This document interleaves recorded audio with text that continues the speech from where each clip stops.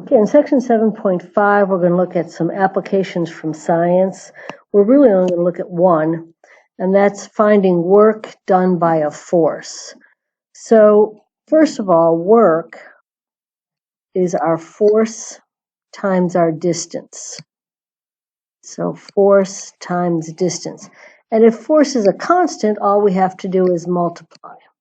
So, find the work done by a force. If force is a constant, all we have to do is multiply times the distance. If it is not, we have to integrate along the distance. So find the work done by the force. F of x equals sine of pi x newtons along the x-axis from 0 to 1/2. So the integral from 0 to 1/2 of sine pi x, that's our force times our distance. Antiderivative, and evaluating that, we get 1 over pi. So pretty simple when we are given an equation for force. Now there are times when we'll have to find out what the force is on our own. So work done by lifting. Write this down. I know it's a lot, but at least get the gist of it into your notes. A leaky bucket weighs 15 newtons empty. It's lifted from the ground at a constant rate to a point 10 meters above the ground by a rope that weighs 0.5 newtons per meter. The bucket starts with 20 newtons of water, but it leaks at a constant rate and just finishes draining as the bucket reaches the top. So we're going to do 4 things. First of all, A, lifting the bucket alone. So if we need to lift the bucket alone, the bucket's weight is constant and our force is 15 newtons.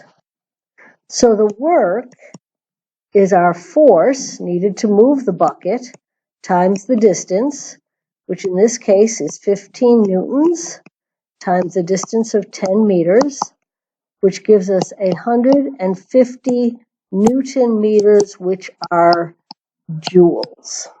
So the work done to lift the bucket, which is a constant weight, therefore requires a constant force, is just force times distance. The second thing we're going to do is lift the water alone. So if we just had to lift the water, didn't have to take into account the weight of the bucket, the problem is the water leaks. So for the water, we start with 70 newtons. So the force needed at the beginning is 70 newtons. For every meter that I rise, it's going to steadily decrease from 70 newtons down to 0 newtons. So the force is going to be the original weight of the water times the percent of the water remaining. So let's take a look at this and see what we do. If I am 1 meter off the ground, I should have 90% left because I'm going 10 meters and 1 meter out of 10 is 90%. If I'm at 10 meters, I should have 0% left. So I have to create an equation where x is the height from the ground, how far have I moved, and that we will get the right percentages. So at the ground, it's going to weigh 70 newtons, which means my force is 70 newtons. The proportion left is going to always be out of 10, because that's my total distance. And if I take 10 minus x out of 10, that will give me my percent left. So after 1 meter, if I put in x equals 1, I will have 9/10 of the water left. After 10 meters, I will have 0 water left. So my force, if I distribute all of this, I will get 70 minus 7x newtons. And that's the force which is dependent upon the distance from the ground. So again, my work is going to be my force times my distance. Since my force is not a constant, I have to integrate from 0 to 10 the amount of force that I use over the interval from 0 to 10. finding an antiderivative, and evaluating from 0 to 10, that will give me 350 Newton meters or joules of work. So again, this critical piece, being able to find a percent of the force as the force decreases, or it might be that it increases over time. Part C, we want to look at the force required or the work required to lift the rope. So here's the problem. The rope is changing. The entire length of the rope at the beginning is 10 meters. If I multiply that times the work per meter, it will be 5 newtons when the rope is 10 meters long. However, every time I raise the rope up, I'm pulling less. So here's my bucket, right?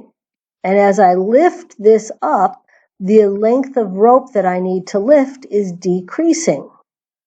So again, my work is going to be the force, and this force is going to change. I should have done my force first, sorry.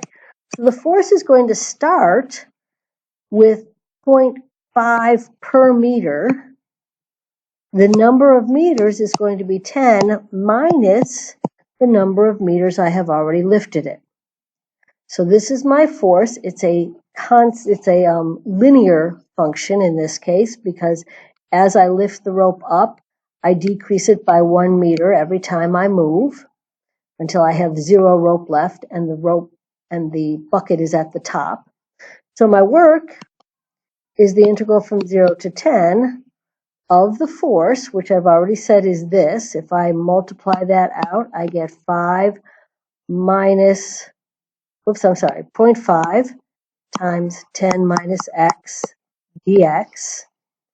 The antiderivative of that is going to be 5x minus 0.25x squared from 0 to 10, and that will give me calculated out 25 joules. I'm not doing all the little itty bitty math, but just working primarily here on the setup of force as it changes over distance from 0 to 10. My last question is the total work. So the total work is going to be the sum of all of these. 25 plus 350 plus 150 equals 525 joules. All right, we will do another one of these together in class, but that's the only notes you have. Following here is a quick quiz for sections 8.4 and 8.5, and then a chapter test. So as always, I will scroll through. If you want to use these later, you can. So here's our quiz on 8.4 and 8.5, a length of the curve question, the answer. And, oh, here's one with parametrics. That's a good one to try. I haven't done that in a while. Base of a solid.